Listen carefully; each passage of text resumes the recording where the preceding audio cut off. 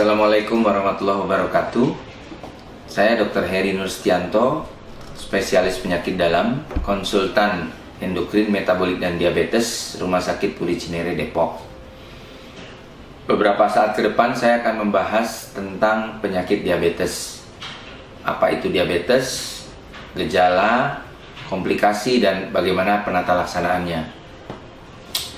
Diabetes mellitus adalah satu kumpulan gejala yang ditandai dengan peningkatan kadar gula darah di atas normal akibat kegagalan tubuh untuk memproduksi insulin dalam jumlah yang cukup maupun cara kerja insulin tersebut untuk menurunkan kadar gula darah. Bisa juga produksinya kurang atau tidak sesuai dengan kebutuhan. Akibat kegagalan kerja insulin itu mempengaruhi metabolisme karbohidrat, protein, dan lemak. Ada berapa macam klasifikasi diabetes? Klasifikasinya adalah diabetes mellitus tipe 1. Itu biasanya ditemukan pada usia sekitar di bawah 20 tahun, ditandai dengan pembuatan insulin yang sama sekali tidak ada karena kerusakan pankreas. Dan biasanya penyandang diabetes tersebut harus menggunakan atau mutlak menggunakan insulin untuk mengatasi peningkatan kadar gula darahnya. Diabetes tipe 2 itu biasa ditemukan pada pasien dengan usia di atas 40 tahun. Ditandai dengan peningkatan kadar gula darah, biasanya terjadi akibat genetik atau ada faktor keturunan disertai dengan adanya gangguan pada pola makan, aktivitas fisik, stres, dan lain-lain. Jadi dari genetik dan lingkungan mempengaruhi terjadinya diabetes tipe 2. Pada penyandang ini pasien bisa menggunakan insulin atau obat-obatan yang diminum atau kombinasi keduanya.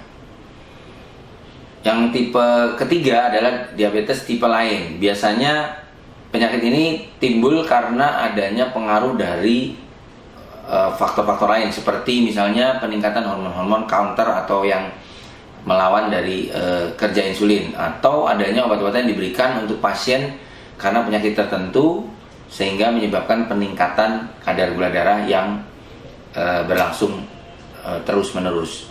Tipe 4 adalah diabetes kehamilan ya, atau gestasional diabetes. Pada pasien ini biasanya sebelum hamil pasien tidak ada riwayat diabetes, hanya pada saat hamil gula darahnya meningkat di atas normal dan kembali lagi normal atau di bawah rata-rata gula darah itu setelah melahirkan.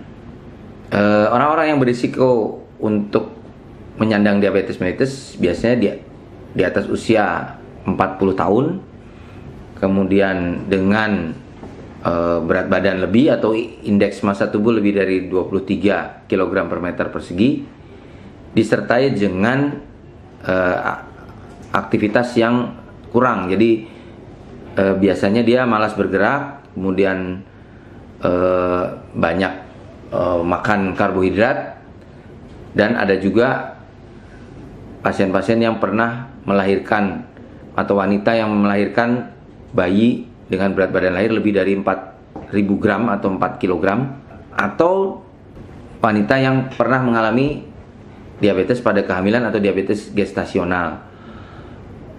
Kemudian ada hipertensi, tekanan darah lebih dari 140/90, kolesterol HDL-nya kurang dari 35, dan atau trigliseridnya lebih dari 250 mg per desiliter. Kemudian biasanya wanita yang menderita polycystic ovarian syndrome atau PCOS, atau keadaan lain yang terkait dengan resistensi insulin.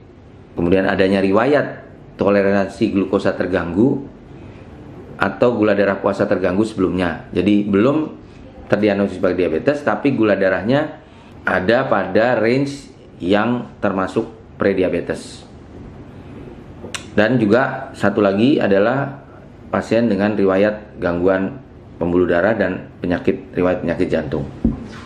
Pemeriksaan apa yang kita lakukan apabila Anda mempunyai risiko atau faktor risiko diabetes mellitus? Pemeriksaan penyaring yang dilakukan adalah pertama, periksa gula darah sewaktu atau kadar gula darah puasa yang diikuti dengan pemeriksaan tes toleransi glukosa oral standar apabila hasil gula darah puasanya masih di antara angka 100 sampai 126. Jadi tidak normal tapi juga tidak tinggi. Jadi ada pemeriksaan standar namanya tes toleransi glukosa oral standar. Kemudian apa kriteria diagnostik diabetes mellitus? Pertama, adanya gejala klasik tadi 3P, polifagi, poliuri, polidipsi ya. Kemudian disertai dengan pemeriksaan gula darah sewaktu yang lebih besar sama dengan 200 mg per desiliter. Yang kedua, adanya gejala klasik DM 3P tadi dengan kadar gula darah puasa lebih besar sama dengan 126 mg per desiliter, 126. Kemudian adanya nilai kadar gula darah lebih besar sama dengan 200 pada pemeriksaan 2 jam tes toleransi glukosa oral yang dilakukan di laboratorium. Kemudian apa yang kita lakukan apabila gula darah kita hasilnya antara 100 sampai 125 mg per desiliter untuk gula darah puasa dan sewaktunya antara 140 sampai 199. Nah, untuk pemeriksaan hasil lab yang seperti itu kita harus lakukan TTGO, tes toleransi glukosa oral. Nah, apabila hasilnya tidak normal, Anda harus konsultasi ke dokter spesialis penyakit dalam. Bagaimana cara mengobati diabetes mellitus? Tujuan pengobatan diabetes mellitus adalah mempertahankan kadar gula darah pada kisaran yang normal untuk mempertahankan kualitas hidup kita supaya tidak terjadi komplikasi yang lebih lanjut. Jangka pendek adalah untuk mengurangi keluhan, jangka panjangnya adalah menjaga supaya pasien tidak mengalami komplikasi fatal. Kemudian, tapi sebenarnya pengobatan diabetes mellitus itu tidak hanya masalah pengobatan dengan obat-obatan saja, tapi perlu ada 4 pilar, yaitu pertama edukasi. Edukasi adalah pemberian informasi kepada pasien tentang apa itu diabetes, apa komplikasinya, bagaimana menata laksananya, dan bagaimana pola makan yang baik. Yang kedua adalah terapi gizi medis atau bagaimana kita mengatur pola makan, jenis makanan dan jadwalnya. Yang ketiga adalah latihan jasmani teratur atau olahraga, biasanya 3 sampai 4 kali seminggu selama kurang lebih 30 menit sesuai dengan CRIP ya, CRIPE, Continuous, Rhythmical, Interval, Progressive, dan Endurance. Jadi adanya olahraga yang berkesinambungan, berirama, ada jarak antara olahraga dan istirahat, kemudian dengan intensitas yang makin lama makin meningkat sehingga kemampuan dari tubuh kita makin lama semakin baik. Kemudian yang keempat, intervensi farmakologis. Untuk mencapai kadar gula darah normal bisa berupa obat-obatan atau menggunakan insulin apabila dengan diet, dengan olahraga belum mencapai target gula darah yang kita maksud. Nah, sekarang kita membahas tentang bagaimana cara minum obat diabetes. Apakah harus diminum sebelum atau sesudah makan? Ada beberapa jenis obat diabetes yang memang harus diberikan sesudah makan. Di samping lain adalah sebelum makan. Tergantung dari efek kerja dan efek samping dari obat-obat tersebut. Tapi pada dasarnya pemberian obat diabetes adalah dimulai dengan dosis kecil, kemudian ditingkatkan secara bertahap dengan patokan kadar gula darah, glukosa, sehingga mencapai target gula darah yang dimaksud. Sementara obat dosisnya akan dinaikkan sampai mendekati dosis hampir maksimal. Tidak semua obat diabetes diberikan sebelum makan. Ada beberapa golongan obat yang diberikan sesudah makan. Ada juga yang diberikan bersamaan dengan suapan terakhir makan. Pada dasarnya obat-obat itu diberikan sesuai anjuran dokter adalah untuk mengoptimalkan kerja obat tersebut sesuai dengan lama kerjanya. Apa akibatnya kalau kadar gula darahnya tidak terkontrol? Jadi ada pasien sudah minum obat, sudah menyuntik insulin, tapi gula darahnya masih tetap tidak terkontrol, biasanya di atas 200. Yang terjadi adalah dapat menimbulkan komplikasi jangka panjang seperti adanya penyakit jantung, stroke, adanya luka di kaki yang sulit sembuh, bahkan sampai amputasi karena terkena infeksi. Kemudian ada rasa kesemutan, nyeri yang hebat, kemudian tekanan darahnya naik, ada gangguan syaraf yang rusak menaun, kesulitan menelan, bahkan sampai embung dan diare. Banyak ditakutkan pasien adalah sampai terjadinya gagal ginjal, kemudian adanya lumpuh karena stroke, dan kebutaan karena retinopati diabetes.